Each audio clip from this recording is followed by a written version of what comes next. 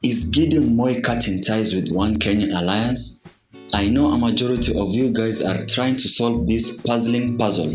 Well, other puzzles happened in the past, few will happen in the present, and much more will happen in the future.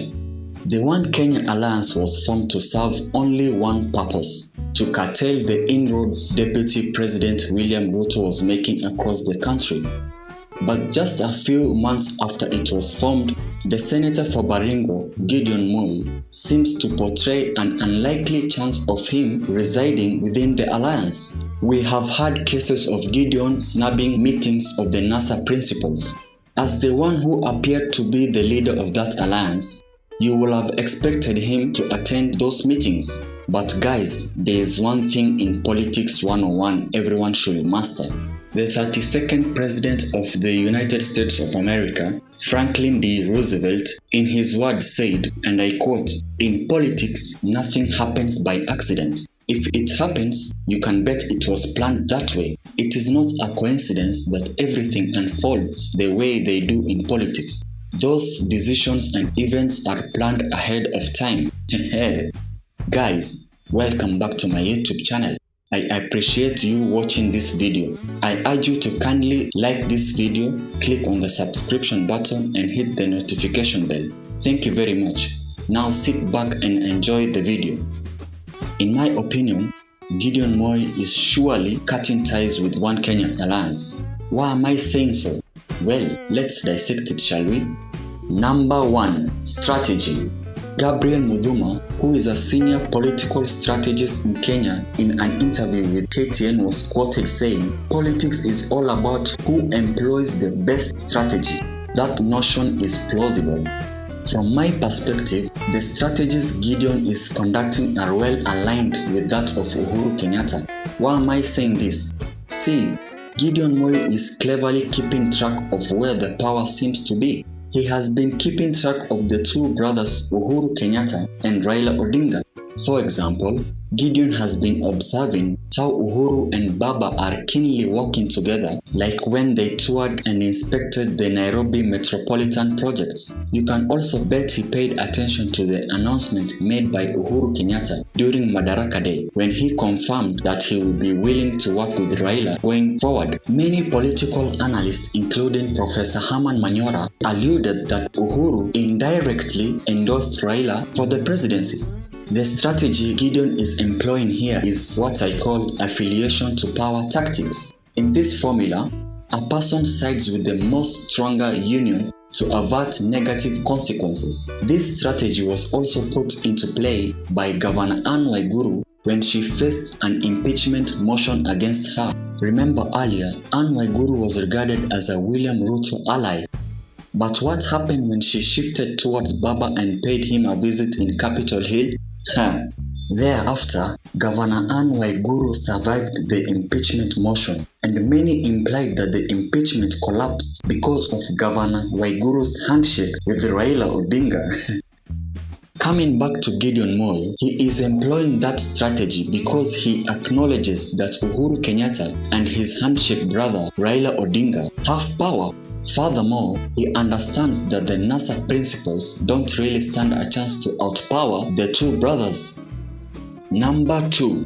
Guilty by association narrative. What does this mean? See, in Kenyan politics, politicians tend to speak and act in the same manner the association they are involved with. After Wiper leader Kalonzo Musyoka and ANC party leader Musalia Mudavadi antagonized Raila Odinga, Gideon Moi decided to keep calm. That is why Gideon Moi is avoiding that kind of association. See, if Gideon Moi was spotted in those secret meetings between the NASA principals, then the talk in town could have included him in the clique refusing to back Mr. Odinga. Apart from the other three principals, Gideon Moi is seen as a leader of the One Kenya Alliance. Therefore, any move Gideon made was regarded as a unified decision by the One Kenya Alliance. Uncertainty within the One Kenya alliance arose when only Gideon Moi visited Baba when Baba was sick. After this photo was shared online on Gideon Moi's social media platform, many speculated that actually Gideon Moi was forming an affiliation with Agwambo himself and that the whole of the NASA principals will back Raila. However, the likes of Kalonzo Musyoka and his counterpart Musalia Mudavadi started cooking their own diverse ideas. When One Kenya alliance was crafted, Musalia Mudavadi and Kalonzo Musyoka were building huge castles of hope that one of them will be endorsed. Alternatively, that wasn't the case. Kalonzo and Mudavadi are not receiving any indication that Uhuru Kenyatta will support either of them. That is why Kalonzo Musyoka and Musalia Mudavadi are busy antagonizing Raila Odinga and Uhuru Kenyatta. Musalia Mudavadi and Kalonzo Musyoka are now asking themselves in the local dialect, "Ala, kwani kumeendaje tena?" From that observation, Gideon appears to be a politician who follows authority. Gideon Moi's political interest lies on where Uhuru Kenyatta and Raila Odinga reside. Number 3. Strengthening the handshake. In my opinion, Gideon Moi is shunning away from any indication denoting a fallout or an end to the Building Bridges initiative. The handshake, which gave birth to the BBI, aims to unite Kenyans by forming an all-inclusive government by creating positions of the president, deputy president, a prime minister, and 2 deputy prime ministers. From this angle, Gideon Moi foresees a situation where he will be rewarded the prime minister's position or any other position for that matter. Why am I saying so? There is one major interest Gideon Moi is seeking. You see, politics is all about interest. The interest Gideon Moi is looking for is being part of the team that will form the next government.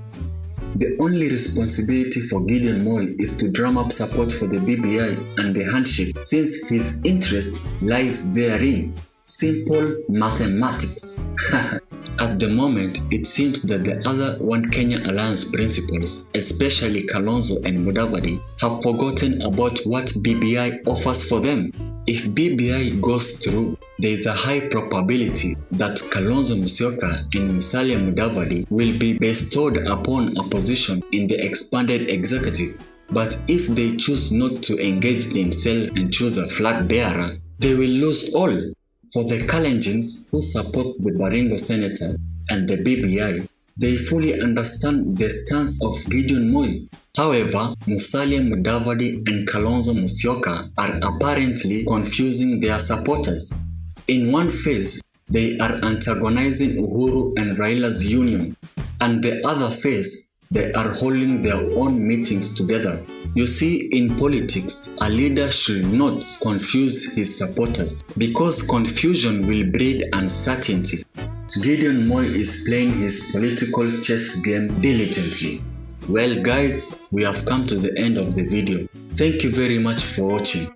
Be sure to like the video, subscribe and leave a comment down below. See you in the next video.